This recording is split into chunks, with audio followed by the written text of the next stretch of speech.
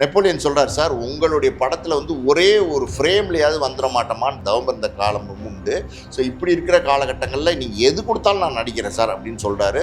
Okay அப்படின்னு சொன்னோன்னா ஒரு மேக்கப் டெஸ்ட்டு நெப்போலியனுக்கு வந்து வயதான கெட்டப்பில் பார்த்தீங்கன்னா ஒரு வேட்டி அப்புறம் சட்டையெல்லாம் போட்டு மேக்கப் டெஸ்ட் எடுக்கிறாங்க. அச்சசல் அந்த கேரக்டரு பாரதி ராஜா மனசில் என்ன நினச்சிருந்ததோ அதே மாதிரி வந்து நெப்போலியன் வந்து மாறி இருந்தார்.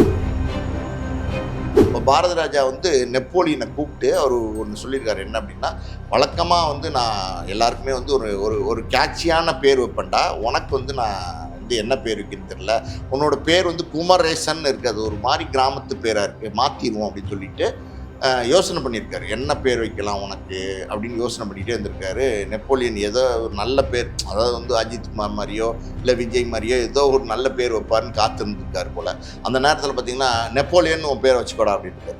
சார் என்ன சார் சொல்கிறீங்க, நெப்போலியனுங்கிறது வந்து சரக்கு ஓட பேர் சார். ஸோ இப்படியெல்லாம் வந்து அதாவது நடிச்சிட்டு இருந்த நெப்போலியன் அவருக்கு வந்து வாழ்க்கையில், அதாவது வந்து அவருடைய வாழ்க்கையில் ஒரு சோகமான ஒரு சூழ்நிலை, சோகம்னு சொல்ல முடியாது, அது மன அழுத்தத்தை கொடுக்கக்கூடிய, எப்படி சொல்கிறது, தன்னுடைய அதாவது இந்த பங்களிப்பெல்லாம் மறக்க செய்கிற அளவுக்கு பார்த்திங்கன்னா அவருடைய பையனுக்கு வந்து ஒரு பிரச்சனை. அது எப்படின்னா, தனுஷ் அவர் தான் வந்து நெப்போலியன் முதல் மகன். வளர வளர அந்த பையன் வந்து பார்த்திங்கன்னா அந்த பையன்கிட்ட ஏதோ ஒன்று குறை இருக்குது, மிஸ் ஆகுறது நெப்போலியனுக்கு தெரியுது, அவர் மனைவிக்கு தெரியுது. ரெண்டு பேரும் சேர்ந்து ஏதோ ஒன்று மைனஸ் இருக்கே, ஏதோ ஒன்று வளர்ச்சியில் கொஞ்சம் குறைச்சல் இருக்கே அப்படிங்கிற மாதிரி யோசனை பண்ணி டாக்டர்கிட்ட கூப்பிட்டு போகிறாங்க. டாக்டர்கிட்ட கூப்பிட்டு போய் நிறைய பரிசோதனை எல்லாம் பண்ணதுக்கப்புறம் டாக்டர் வந்து ஷாக்கிங்கான ஒரு விஷயத்த சொல்கிறாங்க. அது என்ன அப்படின்னா,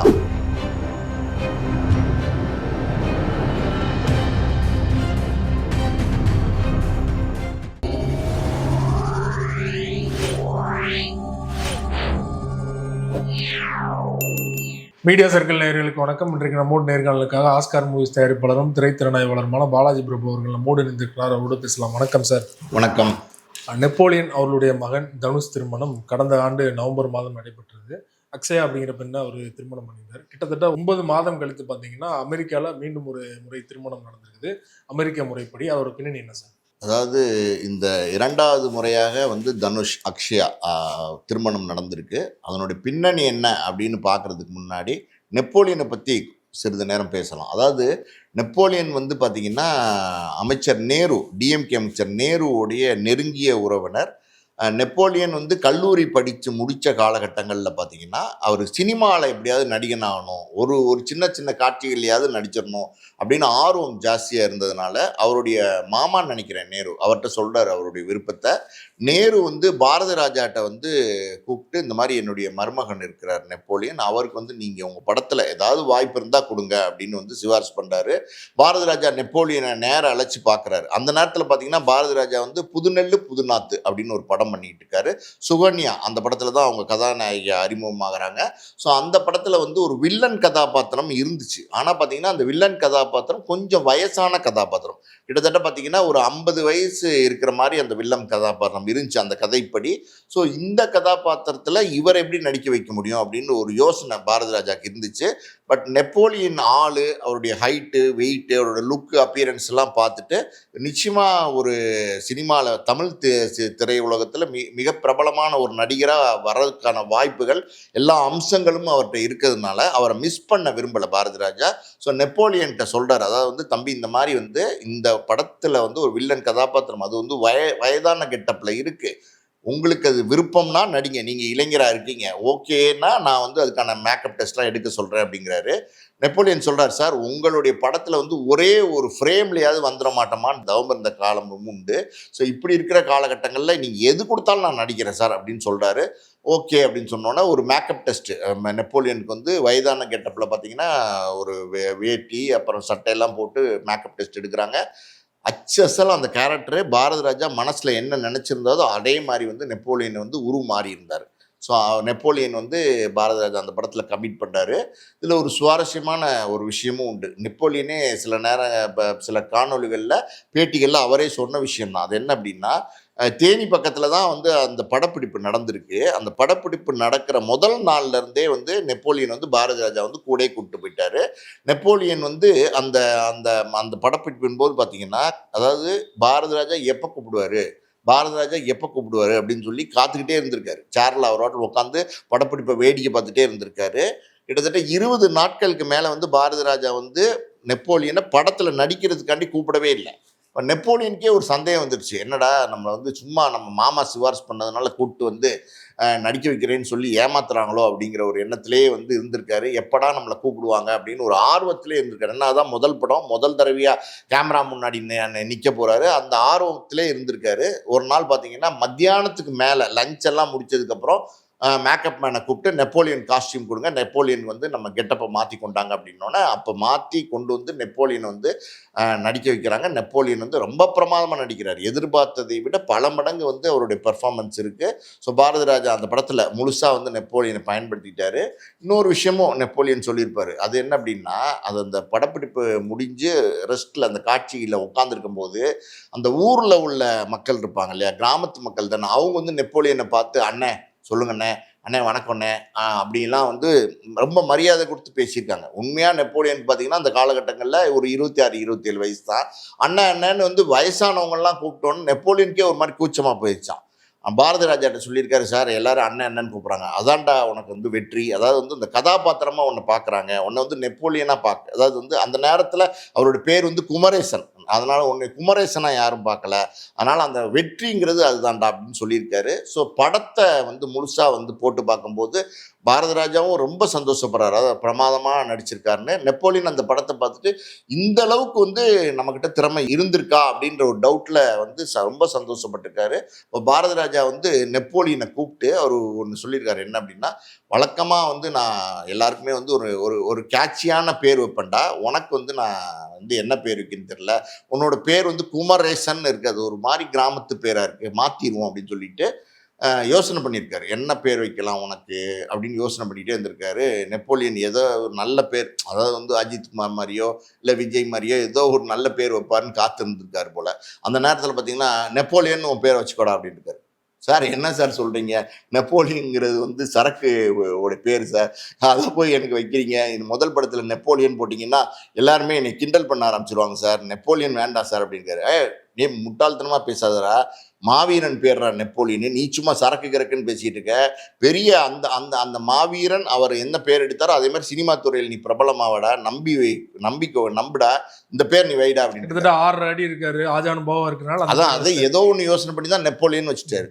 ஐயோ என்னடா இது, நம்ம வேணான்னு சொன்னால் கூட ஒத்துக்க மாட்டேங்கிறாரு, அவர் குருநாதராக வேற போயிட்டார், ஒன்றும் சொல்லி செய்ய முடியாது அப்படின்ற ஒரு டபுள் தாட்லேயே பார்த்து சரி சார் உங்கள் விருப்பம் அப்படின்னு சொல்லி வச்சார். அந்த நெப்போலியன்கிற பேர் வந்து ஒரு காலகட்டத்துக்கு அப்புறம் பார்த்தீங்கன்னா தமிழ் திரையுலகில் வந்து ஒரு மிகப்பெரிய, அதாவது ஒரு நல்ல ஒரு எப்படி சொல்கிறது, ஹீரோவாக நடித்தார், வில்லனாக நடித்தார், குணச்சித்திர வேடங்களில் நடித்தார். ஸோ மொத்தத்தில் பார்த்தீங்கன்னா மக்கள் மனசில் வந்து இடம் பிடிச்சிட்டார். ஆரம்ப காலத்திலே பார்த்தீங்கன்னா ரஜினியோட வில்லனாக போட்டாங்க எஜமான் படத்தில், அதில் கூட பார்த்தீங்கன்னா கொஞ்சம் ஏஜ்டு கெட்டப் மாதிரி தான் இருக்கும். ஸோ அந்த மாதிரி கதாபாத்திரங்கள்ல எல்லாம் பார்த்தீங்கன்னா பிரமாதமாக பண்ணியிருப்பார், எஜமானில் எக்ஸலண்ட்டாக பண்ணியிருப்பார். அதெல்லாம் ரஜினியோட நடித்தா பேர் டக்குன்னு வந்து எல்லா இடத்துலையும் ரீச் ஆகும்ல.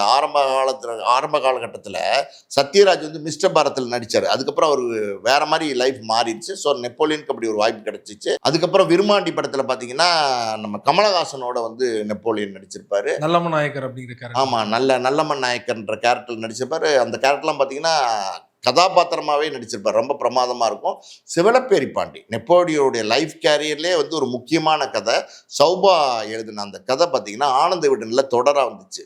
அந்த படத்தை வந்து திரைப்படமாக ஆக்கணும்னு நினைக்கும் போது யார் இதுக்கு பொருத்தமாக இருப்பா அப்படின்னு அந்த காலத்தில் இருந்த பல நடிகர்களை வந்து போடலாமான்னு ஆலோசனை பண்ணும்போது நெப்போலியன் இதுக்கு நல்லா இருப்பார் அப்படின்ற மாதிரி முடிவு பண்ணி நெப்போலியனை வந்து நடிக்க வைக்கிறாங்க. நெப்போலியன் வந்து பிரமாதமாக நடிச்சிருப்பார். அந்த நேரத்தில் அந்த இயக்குனர் அவர் ராஜேஸ்வர் நினைக்கிறேன், பிரதாப் போத்தன் அந்த படத்தினுடைய இயக்குனர் பிரதாப் போத்தன்கிட்ட சொல்லியிருக்காங்க, இல்லை சார் அவர் கொஞ்சம் அதாவது வந்து கொஞ்சம் முரட்டுத்தனமாக இருப்பார், நடிப்பு பாவனைகளை வந்து பெருசாக வெளிப்படுத்துவாரான்னு தெரில, வில்லன் கதாபாத்திரத்துக்கு ஓகே சார், இது வந்து ஒரு கதாபாத்திரமாக வாழணும், இது வந்து ஒரு நிஜ சம்பவம், அதனால் அப்படின்னு சொல்லும்போது பிரதாப் பாத்தன் வந்து இல்லை நிச்சயமாக அவர் நடிப்பார், எனக்கு ஒரு சில படங்கள் பார்த்துருக்கேன் ஒரு படம் அப்படின்னு சொல்லி நம்பி வந்து நெப்போலியன் நடிக்க வைக்கிறார். நெப்போலியன் பார்த்தீங்கன்னா அந்த கதாபாத்திரத்தில் எக்ஸலண்ட்டாக நடிச்சிருப்பார். அந்த வேட்டியெல்லாம் பார்த்தீங்கன்னா மடித்து கட்டிட்டு போகிறது, நிற்கிறது, லுக்கு, ஸ்டைலு வேற மாதிரி. அது ஒரு எலிவேஷன். ஆரம்ப காலத்தில் பார்த்தீங்கன்னா தியாகராஜனுக்கு மலையூர் மம்புட்டியான்னு ஒரு படம் வந்துச்சு. அந்த படத்தில் பார்த்தீங்கன்னா தியாகராஜன் முடி கிடிலாம் ஒரு மாதிரி தாடி கிடிலாம் ரஃப் அண்ட் டஃப்பாக அந்த படத்தில் நடித்தப்ப தியாகராஜன் வந்து பெருசாக எல்லாரும் ரசித்தாங்க. காரணம் என்ன, அந்த கதாபாத்திரத்துக்கு பொருந்திருந்தார். அதே மாதிரி நெப்போலியன் சிவலப்பேரி பாண்டிங்கிற கதாபாத்திரத்துக்கு ரொம்ப நல்லா பொருந்திருந்தார். அதெல்லாம் பெரிய பேர் கொடுத்துச்சு நெப்போலியனுக்கு. அப்புறம் வந்து பார்த்தீங்கன்னா குஷ்புவோட பஞ்சு மிட்டாய் சேலக்காரி அந்த பாட்டெல்லாம் ஆடினதுக்கப்புறம் எல்லாம் பட்டி தொட்டியெல்லாம் பார்த்தீங்கன்னா அந்த பாட்டு தான் எல்லா பக்கமும் ரீச் ஆகிட்டாரு. இப்போ கூட இன்ஸ்டால ரீல்ஸ் தோணுதுன்னா அந்த பாட்டு தான் அதிகமாக. இன்னைக்கும் பார்த்தீங்கன்னா இன்ஸ்டா ரீல்ஸ் மட்டும் இல்லை, இன்னைக்கு ரீமிக்ஸில் எத்தனை இடத்துல அந்த பாடல்களை பயன்படுத்துகிறாங்க. பெரிய ஹிட்டு. அந்த பாட்டு ஒரு பக்கம் ஓடிச்சுன்னா அந்த காலகட்டத்தில் இருந்தவங்களுக்குலாம் நல்லாவே தெரியும். நெப்போலியன் தான் மனசுக்கு வருவார். நெப்போலியனும் குஷ்புவும் அந்த வயக்காட்டில் ஆடுற அந்த டான்ஸ் தான் நான் வரும். அந்த மாதிரி வந்து பிரமாதமாக பண்ணியிருப்பாரு. கிழக்கு சீமையிலே நெப்போலியனுடைய இன்னொரு படம், அதாவது வந்து பாரத ராஜாவே பார்த்தீங்கன்னா நெப்போலியனை கூப்பிட்டு போய் கிழக்கு சீமையில எடுக்கும்போது இந்த கதாபாத்திரத்தில் நீ நடிடா, வேற ஒரு பேர் கிடைக்கும்னு சொல்லி மறுபடியும் நடிக்க வைக்கிறாரு. அதாவது பாரத ராஜா எந்த கதாபாத்திரம் கொடுத்தாலும் நெப்போலியன் நடிக்கிறதுக்கு தயாராக இருந்தார். அதனால அந்த அந்த கதாபாத்திரம்லாம் பார்த்தீங்கன்னா எக்ஸ்ட்ராடினரியாக நடிச்சிருப்பாரு. ராதியாவுடைய கணவனாக நடிச்சிருப்பாரு. செமையா. அதாவது வந்து இந்த விஜயகுமார் அந்த மாம மச்சானுக்குள்ள பிரச்சனை, அதில் உள்ள அது ஒரு கிராமத்தில் அது எப்படி நடக்கும் அப்படிங்கிறது வந்து ரியலிஸ்டிக்காக வந்து பாரத ராஜா பிக்சரைஸ் பண்ணியிருந்தார். அதாவது மண் வாசனையோட பிக்சரைஸ் பண்ணுறதுல வந்து பாரத ராஜாக்கு இன்னைக்கு யாருமே கிடையாது. ஸோ அந்த படம்லாம் பார்த்தீங்கன்னா மிகப்பெரிய ஒரு பேர் நெப்போலியன் கிடைச்சிது. அதுக்கப்புறம் தொடர்ந்து தமிழ் திரையுலகில் நிறைய படங்கள் நடிச்சுட்டே தான் இருந்தார்.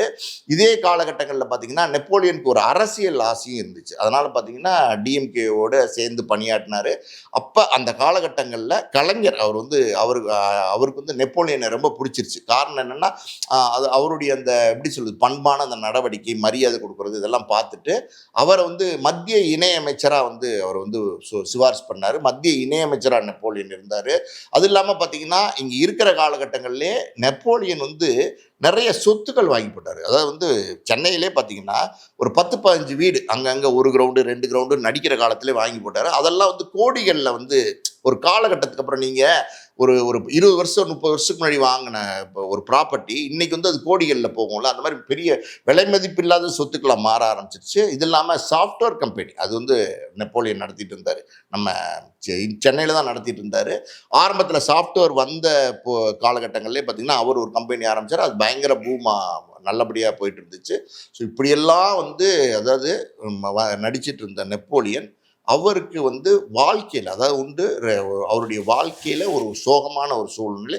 சோகம்னு சொல்ல முடியாது, அது மன அழுத்தத்தை கொடுக்கக்கூடிய எப்படி சொல்கிறது அதாவது இந்த பங்களிப்பெல்லாம் மறக்க செய்கிற அளவுக்கு பார்த்திங்கன்னா அவருடைய பையனுக்கு வந்து ஒரு பிரச்சனை. அது எப்படின்னா தனுஷ் அவர் தான் வந்து நெப்போலியனுக்கு முதல் மகன்.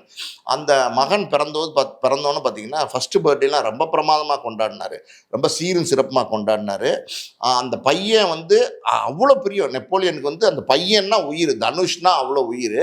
வளர வளர அந்த பையன் வந்து பார்த்தீங்கன்னா அந்த பையன்கிட்ட ஏதோ ஒன்று குறை இருக்குது, மிஸ் ஆகுறது நெப்போலியனுக்கு தெரியுது, அவர் மனைவிக்கு தெரியுது. 2 பேரும் சேர்ந்து ஏதோ ஒன்று மைனஸ் இருக்கே, ஏதோ ஒன்று வளர்ச்சியில் கொஞ்சம் குறைச்சல் இருக்கே அப்படிங்கிற மாதிரி யோசனை பண்ணி டாக்டர்கிட்ட கூப்பிட்டு போகிறாங்க. டாக்டர்கிட்ட கூப்பிட்டு போய் நிறைய பரிசோதனையெல்லாம் பண்ணதுக்கப்புறம் டாக்டர் வந்து ஷாக்கிங்கான ஒரு விஷயத்த சொல்கிறாங்க. அது என்ன அப்படின்னா, உங்களுடைய பையனுக்கு வந்து தசை சிதைவு நோய், அதாவது மயோபதி அப்படின்னு சொல்லுவாங்க இங்கிலீஷில், அந்த மாதிரியான ஒரு நோய் இருக்குது. இதை குணப்படுத்துறது வந்து ரொம்ப கஷ்டம். இது வந்து எப்படின்னா இந்த ஃபிசியோதெரப்பி, இந்த மாதிரி எக்ஸசைஸு, அவரை வந்து சந்தோஷமாக வச்சுக்கிறது, இந்த மாதிரி பல விஷயங்களில் வந்து அவருடைய ஆயுள் காலத்தை வந்து நல்லா நீட்டிச்சு கொண்டு போகலாம். அதே நேரத்தில் பார்த்தீங்கன்னா அவருடைய எந்த அளவுக்கு வந்து அவர் மனசால சந்தோஷமா இருக்காரோ அந்த அளவுக்கு பார்த்தீங்கன்னா இந்த நோய்க்கு மருந்து, மற்றபடி இது வந்து மருந்தால குணப்படுத்தக்கூடிய நோயே கிடையாது அப்படின்னு சொல்லிட்டாங்க.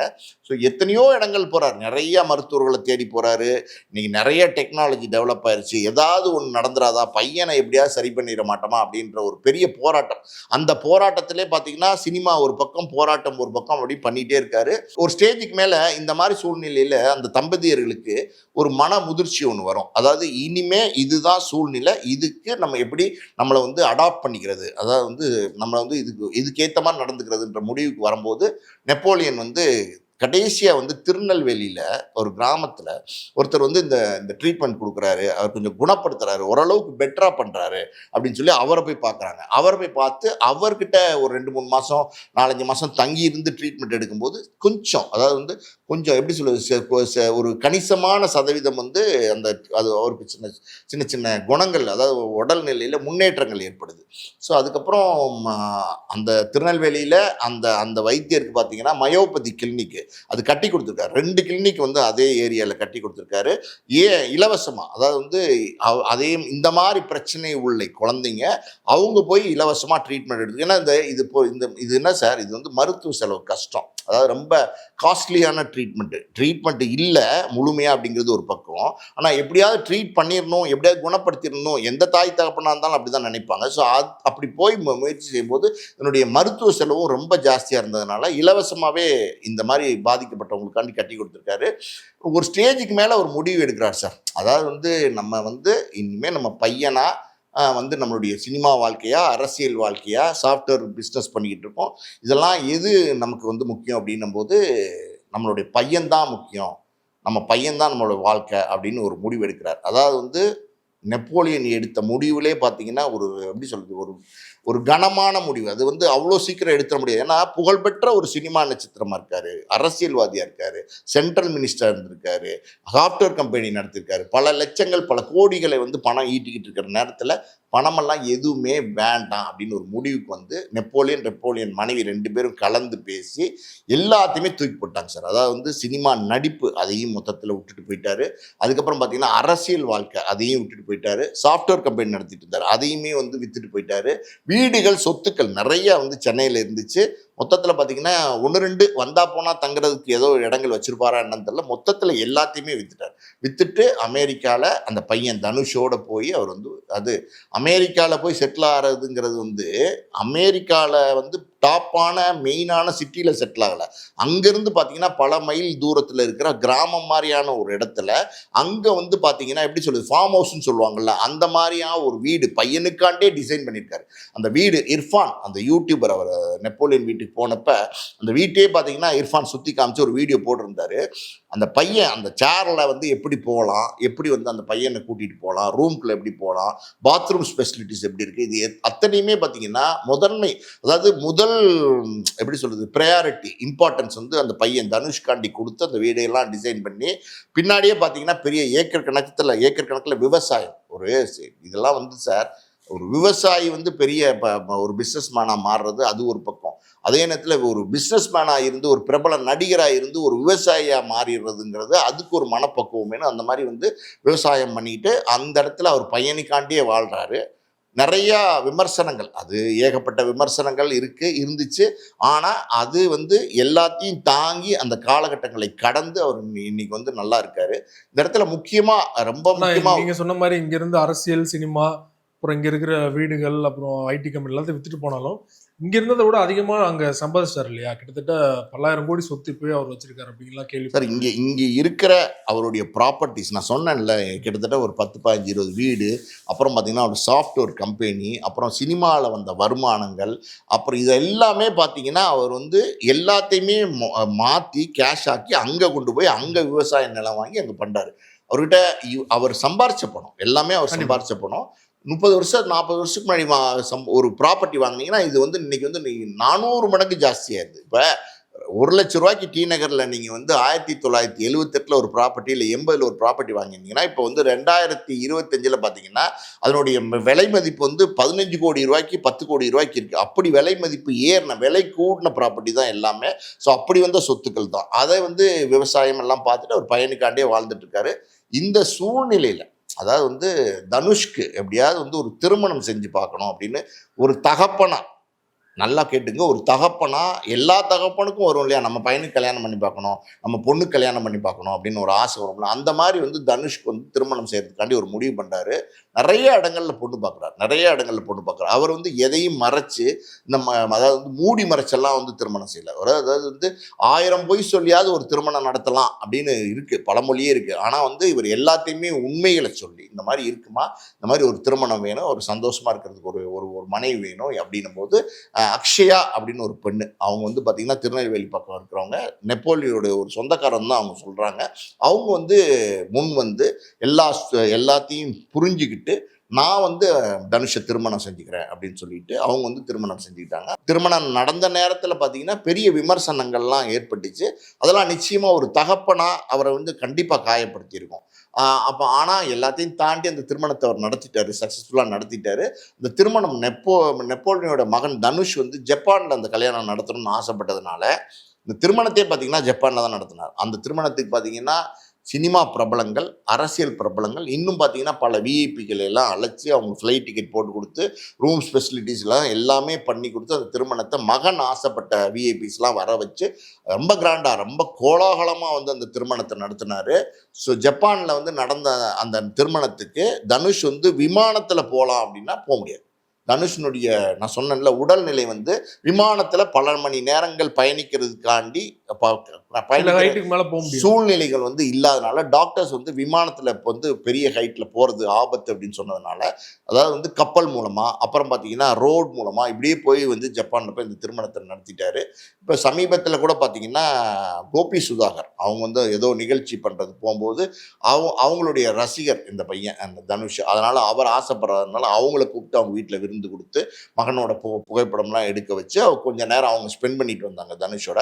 அந்த புகைப்படம் வந்த நேரத்தில் பார்த்தீங்கன்னா அந்த புகைப்படத்தில் வந்து கோபி சுதாகர் அப்புறம் தனுஷ் அப்புறம் நெப்போலியன் இருந்தாங்க. அந்த அந்த புகைப்படத்தில் பார்த்தீங்கன்னா நெப்போலியனுடைய மகன் தனுஷ் அப்புறம் பார்த்தீங்கன்னா கோபி சுதாகர் இவங்க மட்டும்தான் இருந்தாங்க. அந்த புகைப்படத்தில் வந்து தனுஷோடைய மனைவி அவங்க அக்ஷயா அவங்க ஏன் இல்லை, அவங்க ஏன் எங்கள் புகைப்படத்தில் இல்லை அப்படின்னு சொல்லி மறுபடியும் பார்த்தீங்கன்னா அதை வந்து ஒரு சின்ன ஒரு எப்படி சர்ச்சையாக்கி சோஷியல் மீடியாவில் தான் எல்லாத்தையுமே பிரச்சனையாக்குறாங்களே அந்த அந்த அந்த அதை சர்ச்சையாக்கி வந்து பெரிய லெவலில் பேச்சு பொருளாக மாற்றி மறுபடியும் பேசிகிட்டு இருந்தாங்க.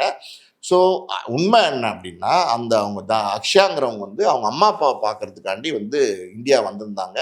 அவங்களோட கொஞ்சம் டைம் ஸ்பெண்ட் பண்ணுறதுக்காண்டி வந்திருந்தாங்க. தனுஷால் நான் சொன்ன மாதிரி விமான பயணம் பண்ண முடியாதனால அவர் கூட வர முடியல. ஸோ மறுபடியும் வந்து அவங்க வந்து அமெரிக்கா போயிட்டாங்க. அக்ஷயாவும் தனுஷும் இன்னைக்கு சேர்ந்து தான் இருக்காங்க. இது வந்து இதுதான் உண்மை நிலவரம். இதுக்கு இல்லாமல் பார்த்தீங்கன்னா அமெரிக்கா பிரஜையா அதாவது அமெரிக்காவுடைய சிட்டிசன்ஷிப் அக்ஷயாவுக்கு வாங்கணும் அப்படின்னா அமெரிக்காவில் சில சட்டத்திட்டங்கள் இருக்குது. அந்த சட்டத்திட்டங்களை ஃபாலோ பண்ணாதான் வந்து அங்கே அமெரிக்கா சிட்டிசன்ஷிப் நீங்கள் வாங்க முடியும் அக்ஷயாவுக்கு. ஸோ அதனால் அதுக்காண்டி பார்த்தீங்கன்னா மறுபடியும் அதாவது இரண்டாவது முறையாக அதை வந்து நிறைய பேர் என்ன செய்கிறாங்கன்னா இரண்டாவது திருமணம் தனுஷ்க்கு அப்படின்னு சொல்கிறாங்க. அது தவறு. இரண்டாவது முறையாக தனுஷ் வந்து அக்ஷயாக்கே தாலி கட்டியிருக்காரு. அமெரிக்கா சடங்கு முறைப்படி அந்த சிட்டிசன்ஷிப் வாங்கிறதுக்காண்டி மட்டுமே நடத்தப்பட்ட திருமணம். புரியுது அவங்களுக்கு?